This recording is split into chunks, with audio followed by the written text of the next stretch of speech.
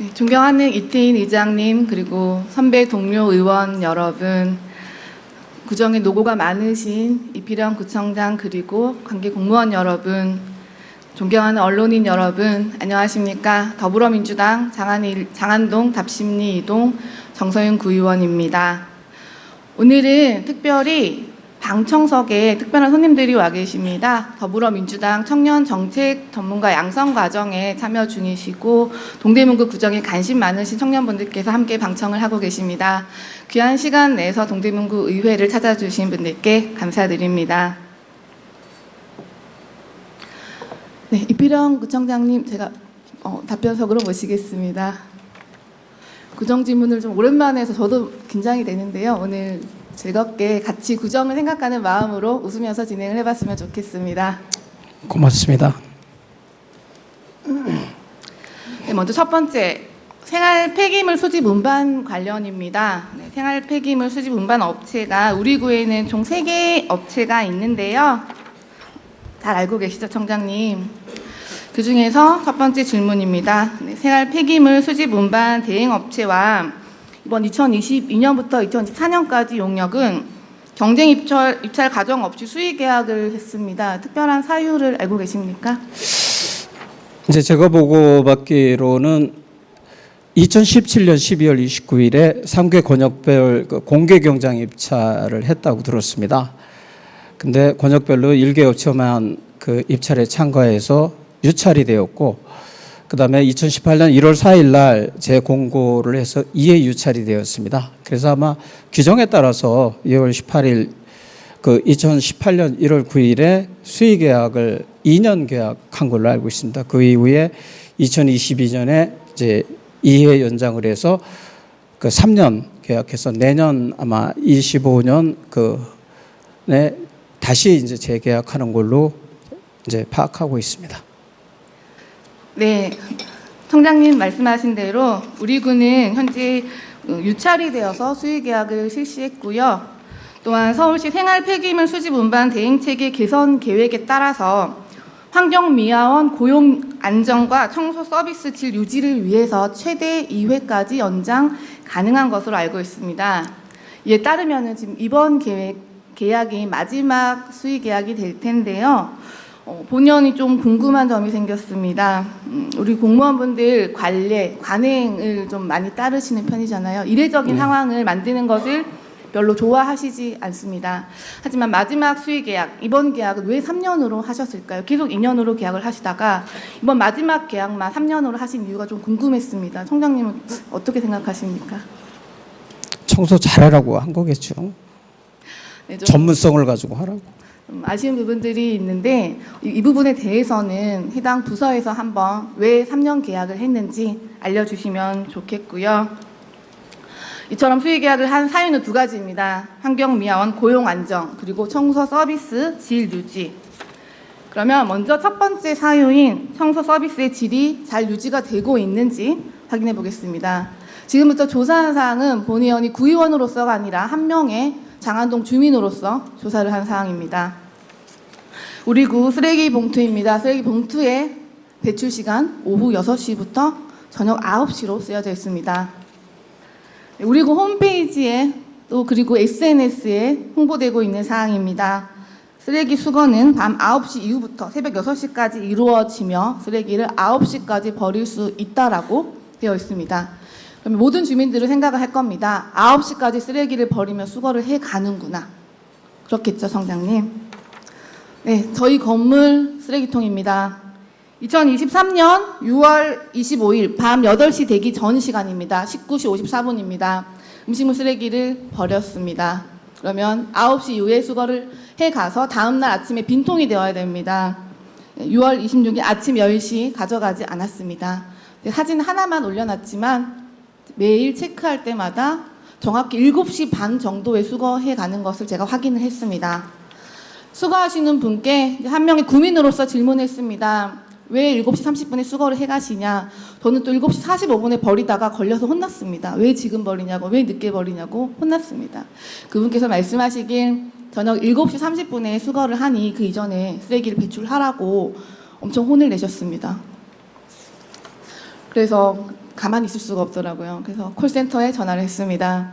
네, 해당 업체 콜센터 전화를 해서 왜 쓰레기 수거 시간이 고지된 시간과 다르냐라고 질문을 했더니 받은 답변은 이러합니다.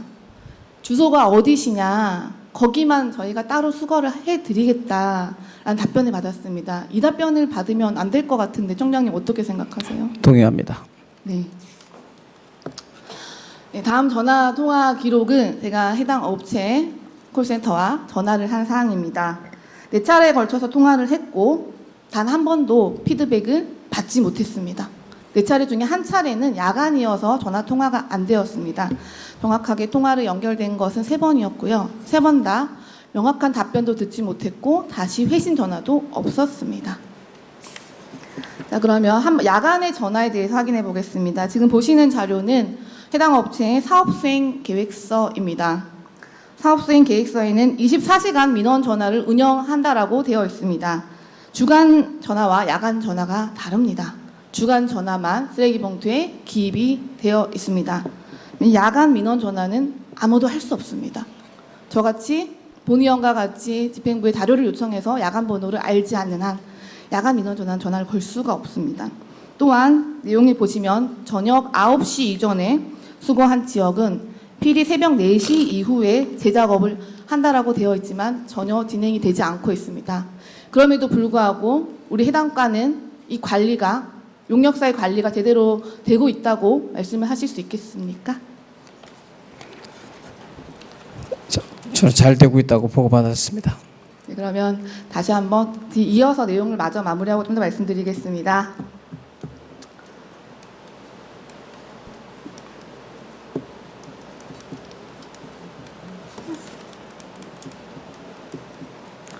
클리커 확인 좀 부탁드리겠습니다.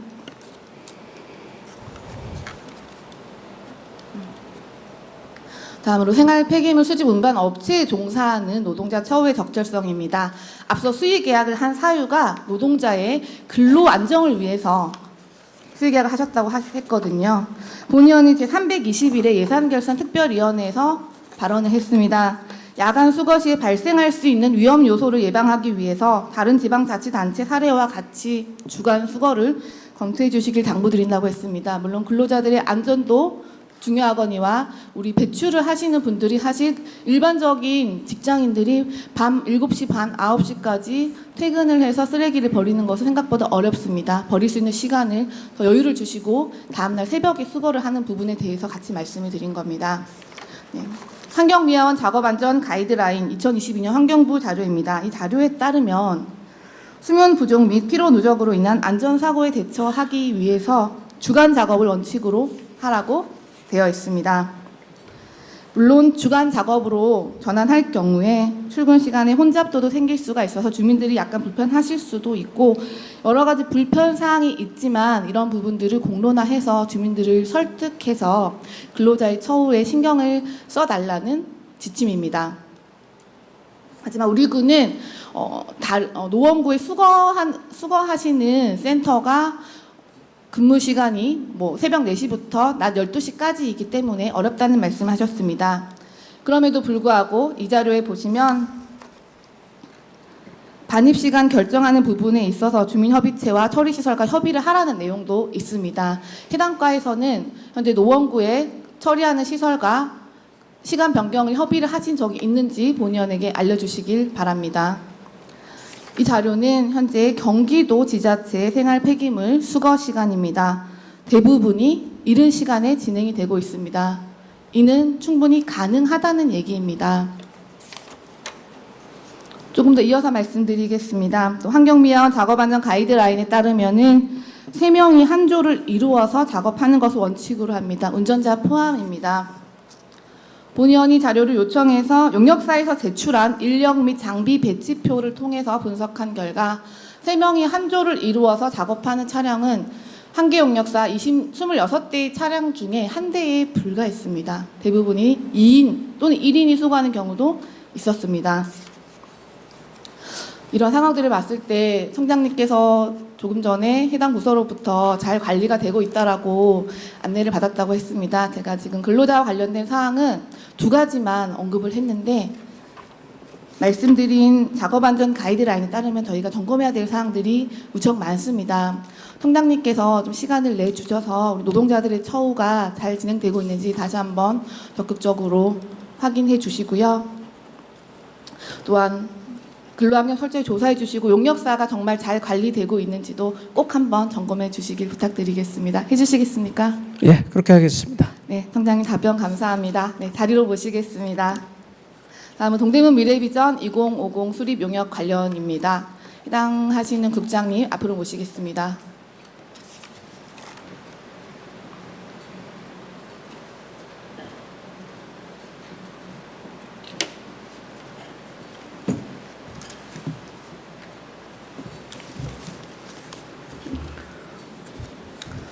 네, 도시건설 의원은 부장입니다. 얼마 전 제321회 예산결산특별위원회 중에 동대문 미래비전 2050 용역 관련 회의 자료를 요청했습니다.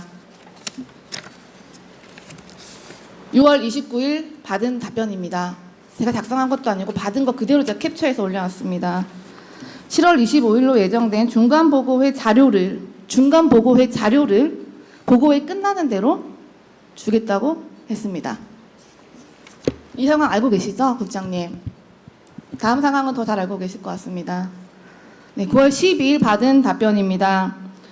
동대문 미래비전 2050 수립용역 중간보고서 자료 요구 관련해서 공공기관의 정보 공개에 관한 법률에 위반이 되기 때문에 비공개 대상 정보로 분류가 되어 있어서 공개하여 드리지 못하는 점 양해하여 주시기 바랍니다. 최종 보고서를 제출하겠습니다라고 했습니다. 국장님의 지시사항이고 검토되신 부분입니까? 예, 알고 있습니다. 알고 네. 있습니까? 그러면은 해당 국에서는 동대문 미래비전 2050 연구용역 중간 보고서가 비공개 대상 정보라고 판단을 하신 겁니까? 저희 동대문 미래비전 2050 수립의 그 내용적 범위로 먼저 현황 분석과 종합 분석이 있고, 그다음에 미래비전 및 발전 전략 도출, 그리고 세 번째로는 핵심 사업 선정 및 실행 계획 수립, 네 번째로 구체적 실현 방안 제시가 있습니다. 현재 지금 핵심 사업 선정 및 실행 계획 수립을 진행하는 단계인데, 이 단계에서 그 기술적으로 또는 제도적으로 가능한지 확정 검증이 안 된 그런 아이디어가 담긴 그런 내용들이 많이 있습니다.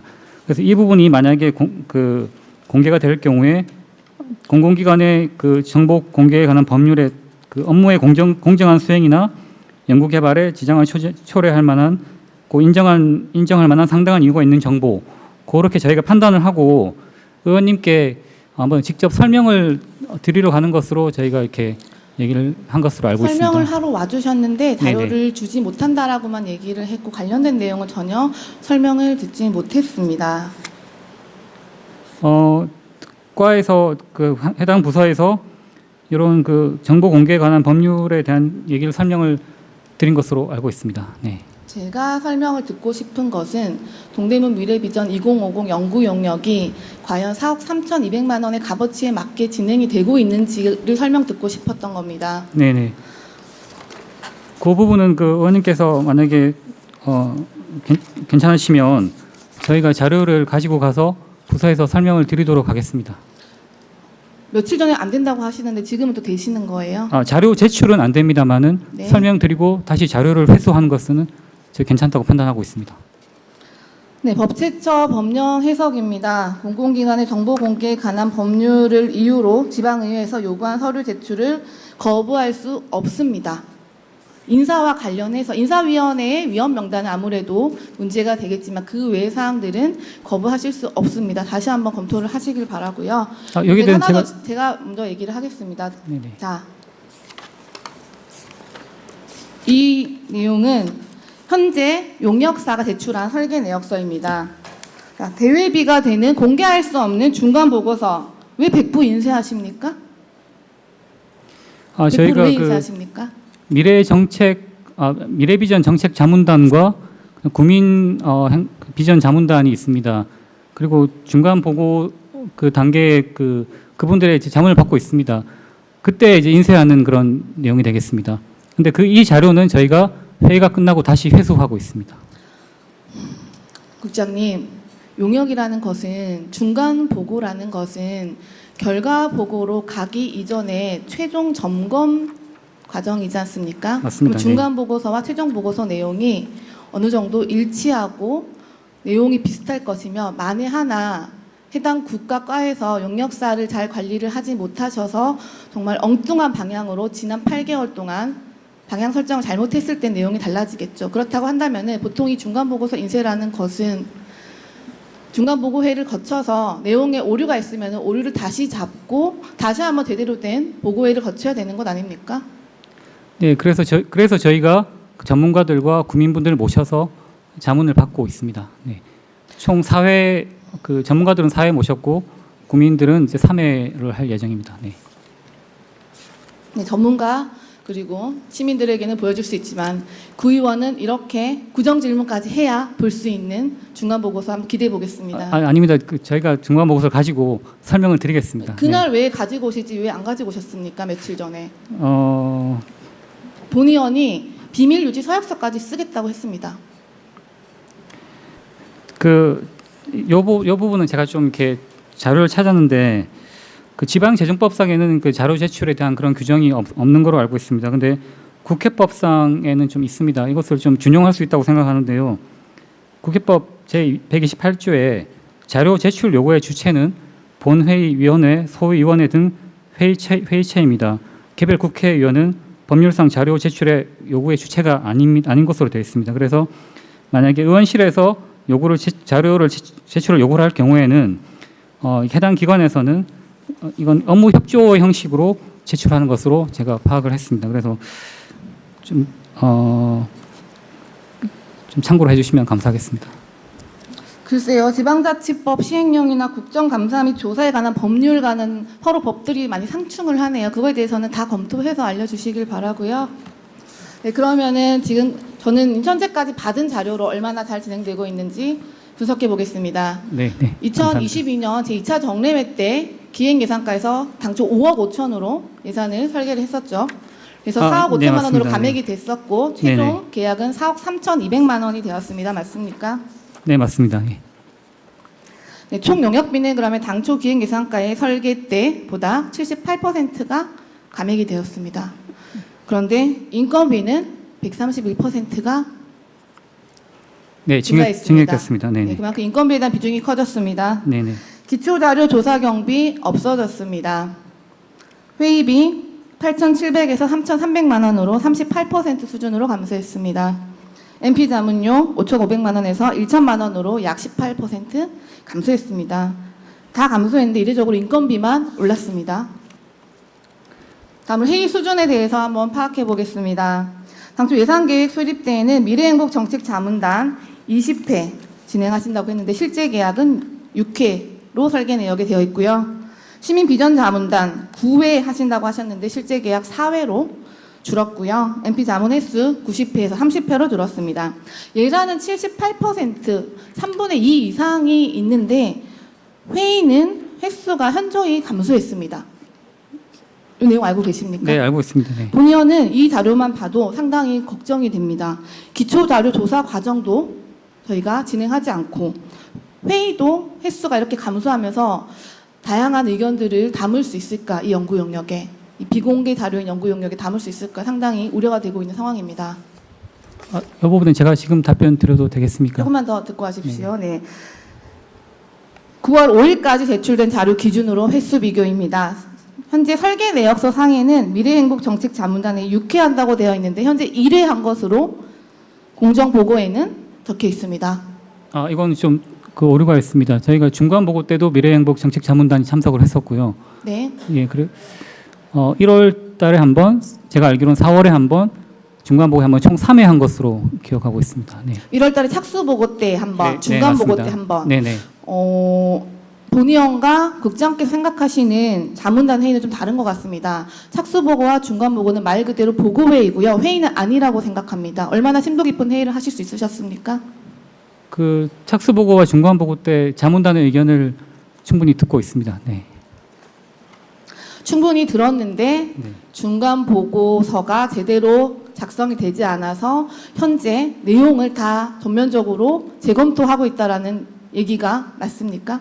그 제대로 작성되지 않은 게 아니라 저희가 충분한 양을 작성을 했는데 그것이 이제 공개될 경우에 미치는 영향이 있기 때문에 아직 지금 검토 단계에 있는 것들이 많기 때문에 네, 그러면은 예. 국장께서 하시는 말씀은 중간 보고서는 완벽하지만 나름 괜찮지만 회의가 충분하지 않아서 회의 내용이 반영된 것은 많은 사람들의 의견이 반영된 것은 아니고 내용은 괜찮지만 보여줄 수 없다는 거잖아요. 그럼 저는 본 의원은 나중에 중간 보고서와 결과 보고서가 얼마나 일맥상통하는지 말씀하신 대로 상당히 일맥상통해야 될 겁니다. 비교하겠습니다. 네, 그 회의 횟수에 대해서는 제가 좀 설명을 좀 드려야 될 것 같습니다. 좀 오해하고 계신 게 있는 것 같아서요. 그 지금 처음에 보신 그 자료는 2022년 2차 정례 때 제출한 설계 예정 내역은 그 행정안전부 예규에 따라서 우리 담당자가 계약 발주 전에 계약 상대자가 정해지지 않은 상태에서 해당 과업을 수행하기에 이 정도면 적당하겠다.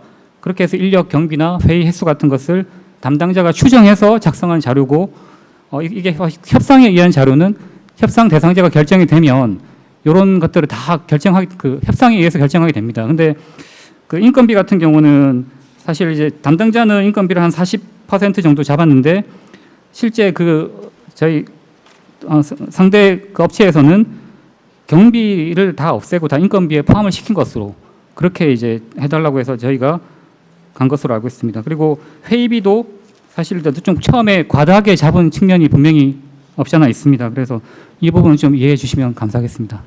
그러면은 국장께서는 지금 당초 작년 2차 정례회 때 설계된 예산 내역인 5억 5천이 과다하다라는 것을 인정하시는 겁니까? 이게 과다하다는 뜻이 아니고 그 비중에서 담당자가 인건비 비중을 과소하게 잡았다는 겁니다. 회의비를 좀 과다하게 잡고요. 그 말씀으로 좀 이해해 주시면 감사하겠습니다.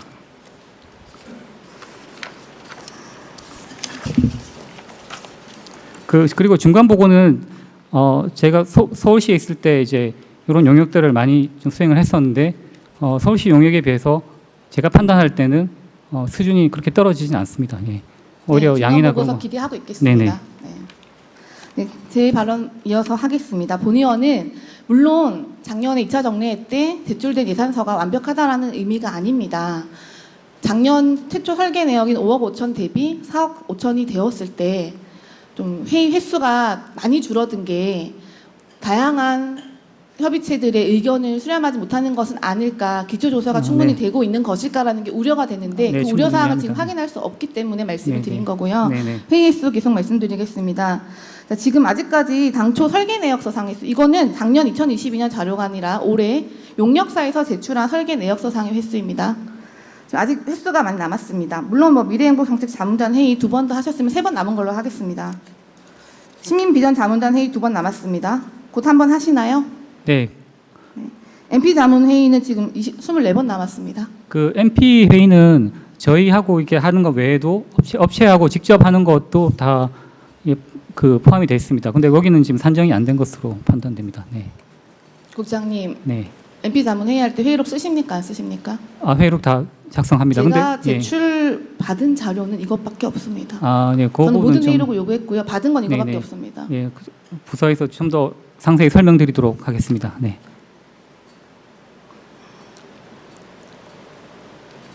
네. 지금 보시는 자료는 이번 9월 5일에 용역사에서 제출한 공정표입니다. 8월 말까지 84% 공정률이 진행되었다라고 제출을 했는데요.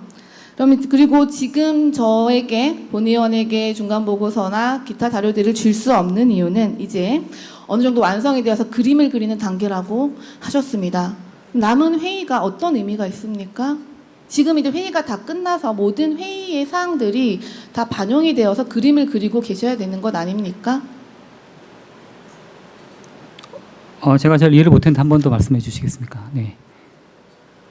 네, 다시 말씀드리겠습니다. 네네. 지금 이 공정표는 올해 9월 5일 용역사에서 제출한 공정표입니다. 공정표에 따르면은 8월 31일자로 용역이 84%가 완수되었다라고 제출을 하였고요. 해당 부서에서 저에게 언급한 바에 따르면 현재는 모든 계획이 거의 다 끝나가고 그림을 그리는 단계이다라고 말씀을 하셨습니다.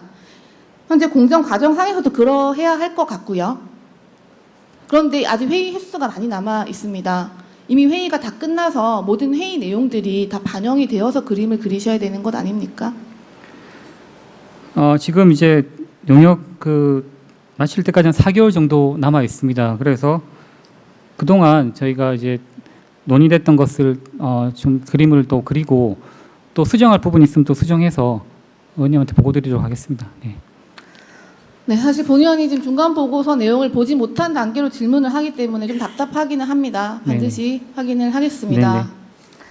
네, 다음으로 이번 용역사가 제출한 설계 내역 중에서 선포식 동영상 제작비가 450만 원 잡혀 있는데 국장께서는 이 동영상에 어떤 내용이 들어갈 것 같습니까?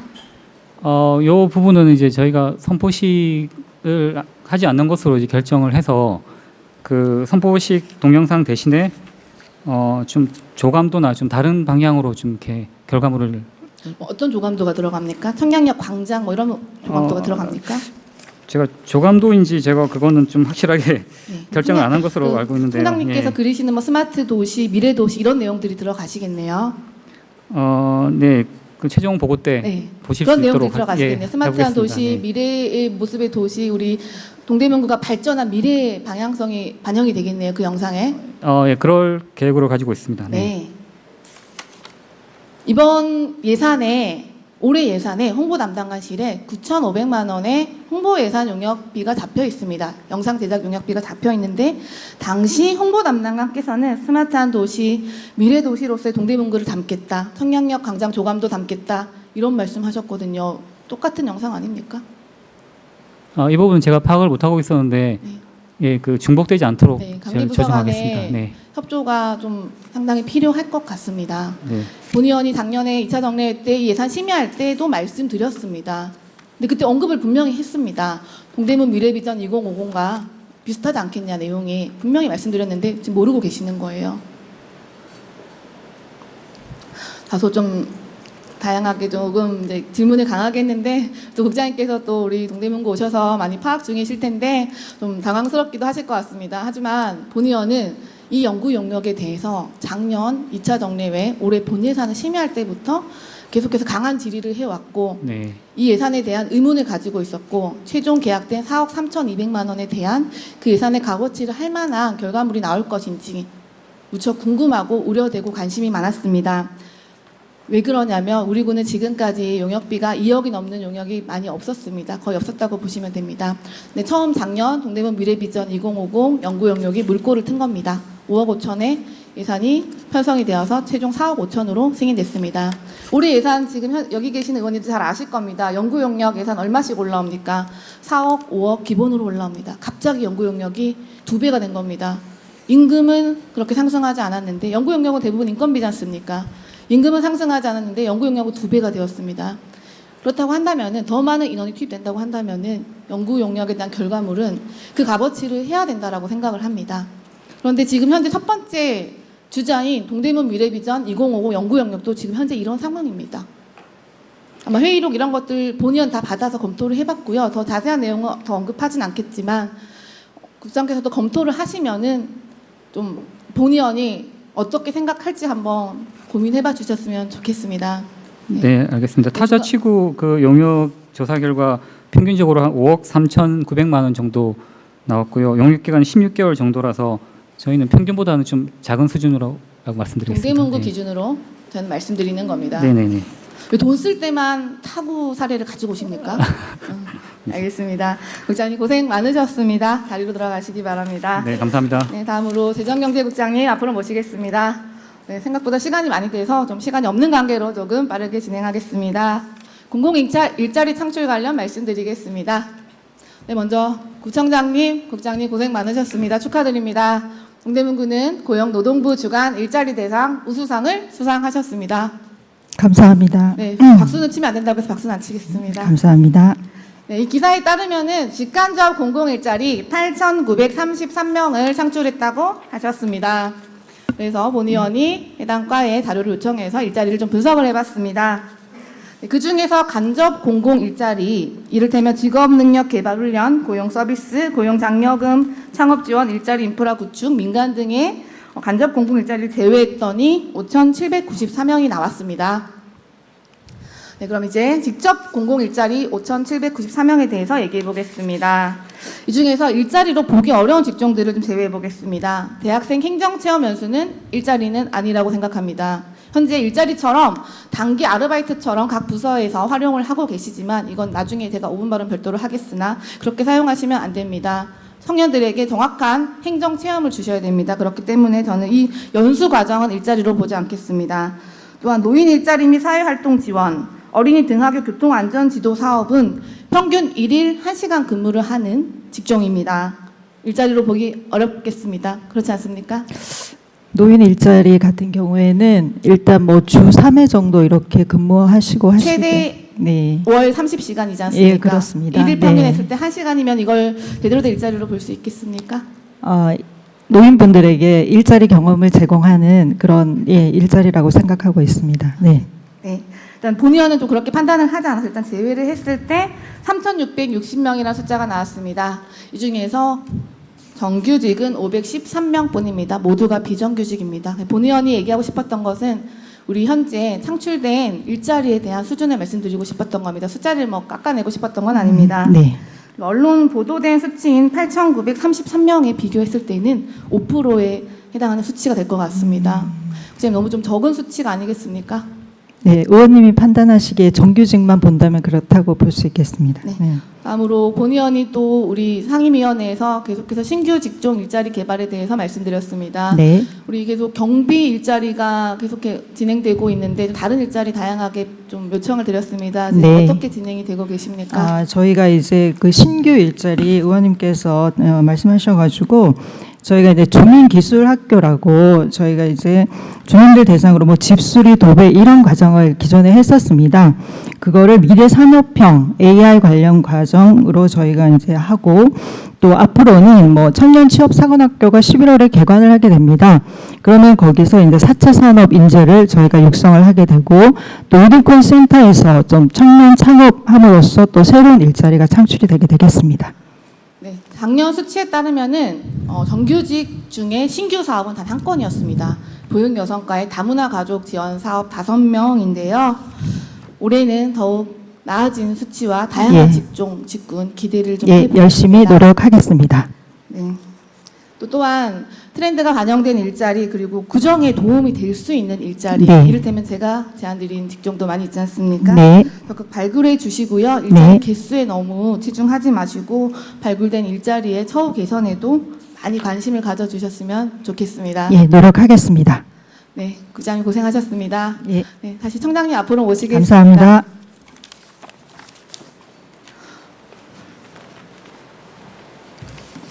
네, 다음으로 이어지는 질문 세 가지는 저희가 짧게 간단하게 질문하겠습니다. 국민 안전 및 환경 개선과 관련된 사항입니다. 첫 번째, 묻지마 폭력 사건 대비 우리 구의 대책 방안과 신규 정책입니다. 영상 한번 보시겠습니다. 어제 9월 15일 밤 10시 16분 배봉산입니다. 어제 청장님이랑 같이 도는 줄 알았는데 우천으로 취소가 돼서 혼자 갔다 왔습니다. 네, 등산길 초입인데요. 밝은 곳도 있지만 생각보다 영상상으로 보셨을 때 어두운 곳도 제법 있습니다. 그리고 사람이 지금 거의 많이 다니고 있지 않아서 좀 여자 혼자 올라가기에는 좀 무섭다라는 생각이 많이 들기도 했습니다. 우리 구청장께서 지금 많이 노력하고 계시는 것 알고 있습니다. 원래는 어제 배봉산 돌기로 하셨는데 못 도신 거잖아요. 해당 부서에서 받은 자료인데 배봉산 그리고 청량역 전농동 일대 또 장안동 대학가 주변 이렇게 4차례 거쳐서 진행하기로 하셨는데 지난 8월 24일 장안이동 주민참여 합동 순찰이 있었습니다. 이때 감사 담당관 환경순찰팀이 함께 참여를 했고요. 본의원이 참여하면서 그 환경순찰 팀장에게 지금 묻지마 폭력 관련해서 배봉산과 뚝방길이 매우 위험하다. 주민들이 좋아하시는 산책로인데 매우 위험하니 청장님 모시고라도 한번 돌았으면 좋겠다라고 좀 건의를 드렸었습니다. 그런 건의사항이 반영되었지는 모르겠지만 배봉산이 어제 취소가 되고 11월로 연기되었다고 들었습니다. 사실 너무 늦은 감이 있어서 청장님께서 바쁘시면 해당 부서 직원들이라도 먼저 배봉산과 뚝방길을 좀 순찰해서 안전한지 확인을 할 수 있도록 좀 현재 조치를 해주실 수 있겠습니까? 그거는 제가 이제 이 배봉산하고 그 뚝방길 그런 부분은 사실 이제 많이 좀 다녔거든요. 그리고 이제 아마 의원님이 다니신 시간이 그게 저희가 사실 그때 저희 주민들이 이제 거의 없으실 시간이에요. 그래서 저희들이 이제 주로 많이 하는 게 저녁 한 9시까지를 이제 주민들이 많이 그 배봉산 산책길을 활용을 하시거든요. 그래서 그때는 이제 그 주변이 이제 지금보다는 더 환하고, 그리고 이제 10시가 넘어가면은 이제 조금씩 이제 이렇게 사람들이 이제 적어지기 때문에 주능선을 제외하고는 이제 많이 좀 불이 좀 꺼지는 그런 상황입니다. 하지만 또 대봉산 입구가 산책로가 저희가 통제가 되는 것이 아니기 때문에 주민들은 반드시 접근을 할 것이고 하는 분들이 계실 것이고 제가 사고가 거기 발생할 수도 있잖아요. 밤 한 11시, 12시 이제 상당히 많이 가봤는데 거의 마주치지 않습니다. 결국 배봉산 같은 경우가 많이 개발지이기 때문에 그 공개 장소고 거기가 이제 소위 음침한 곳이 사실 별로 없습니다. 그 여러 군데가 이제 환하고, 그래서 이제 그 시간대에는 이제 인적이 아주 극히 드물고, 그리고 이제 그런 부분보다는 저희들이 이제 많이 하는 게 그 일단 그 사건 사고 지역이 많이 나는 지역, 그 다음에 이 CCTV가 이제 사각지대 그 미설치 지역 같은데, 그 다음에 CCTV는 설치되어 있는데 성능 개선이 좀 필요한 지역, 그런 데를 사실 요새 좀 중점적으로 많이 하고, 서울시하고 이제 지능형 CCTV를 이제 설치하는 부분도 많이 신경을 쓰고 있습니다. 그래서 배봉산 같은 경우에는 저희들이 이제 그 지금 의원님이 이렇게 이제 지적해 주신 그런 부분은 만약에 더 보완을 하라 그러면 보완을 하겠습니다. 근데 또 전력 낭비라고 하는 그런 측면도 좀 있고, 만약에 그렇다 그러면 저희들이 입구에 몇 시까지는 좀 이렇게 출입 자제라든지 그런 거를 한번 주민에게 권고하는 것도 한번 그 검토를, 주민의 의견을 한번 받아보겠습니다. 네, 감사합니다. 또한 하나만 더 말씀드리겠습니다. 여기는 저희가 뚝방길, 보통 네. 강한 그 벚꽃로 산책길인데, 산책길에 원래 경관 조명이 있습니다. 경관 조명이 나무를 비춰주면서 주변을 좀 밝게 해주는 효과를 내고 있는데, 지금 보시는 것에 따르면은 현재 좀 숯불이 우거져서 그 조명들을 가리고 있어서 그 그런 거 있습니다. 제대로 효과를 내지 못하고 있어서 이 부분도 공원 녹지가에서 신경을 좀 많이 써주시면 좋겠고요. 우리구가 이제 스마트 도시라고 하는데, 우리구에 대해서 지금 시간이 없어서 좀 설명을 듣고 싶지만 제가 제안 내용만 말씀을 드리면, 우리구도 뭐 안심 스카우트나 귀갓길에 대한 안전을 챙기고 있지만 스마트 도시답게 뭐 성동구의 사례처럼 휴대폰은 CCTV처럼 QR코드 찍으면은 이제 휴대폰이 CCTV가 되는 겁니다. 이런 것들 현재적으로 좀 벤치마킹해서 같이 도입을 해주시면 좋겠습니다. 네, 다음으로, 네. 저희들이 스마트 도시를 이제 표방한 게 이제 6개월 됐습니다. 그래서 이제 지금 이제 그 국토부하고도 상의를 하고 있고, 또 중앙부처하고 서울시하고 해서 우리가 빨리 업그레이드 될 수 있도록 지금 많은 노력을 하고 있습니다. 그래서 그건 조금만 지켜봐 주시면은 네. 아마 그런, 결국은 돈이 들어가야 하는 문제거든요. 스마트 도시라고 하는 부분이. 그래서 그런 거는 조금 좀 시간이 걸리지만은 그 우리 주민들의 눈높이에 맞출 수 있도록 저희들이 최선을 다하겠습니다. 네, 총장님 죄송한데 지금 이제 시간이 1분 40초가 남아서 지금부터 제가 제안만 드리고 좀 끝내는 방향으로 하겠습니다. 두 번째, 후쿠시마 오염수 방류 관련 우리구의 수산물 안전관리 방안과 신규 대책을 아마 지금 수립하고 계실 것 같은데요. 좀 또 성동구 사례이긴 합니다. 성동구에서는 현재 9월 7일자로 주민이 신청하면은 방사능 검사를 바로 해주는 수산물 안전관리 체계를 좀 구축하고 있습니다. 이런 부분 우리 구도 좀 준비가 되면 좋을 것 같은데. 저희 같은 경우는 지금 식품 방사능 안전 전담반이 그 강북에 편성이 돼가지고 경동시장을 지금 집중해서 보고 있습니다. 주민 연할 때도 와서 해주시면 어떻겠습니까? 주민이요. 아직 이제 지금 그 서울시에서 10월 달부터 이제 그 방사능 측정기가 저희들에게 옵니다. 아마 그때부터는 그 저희들이 그 원하는 그런 그 측정은 해드릴 수 있을 것 같습니다.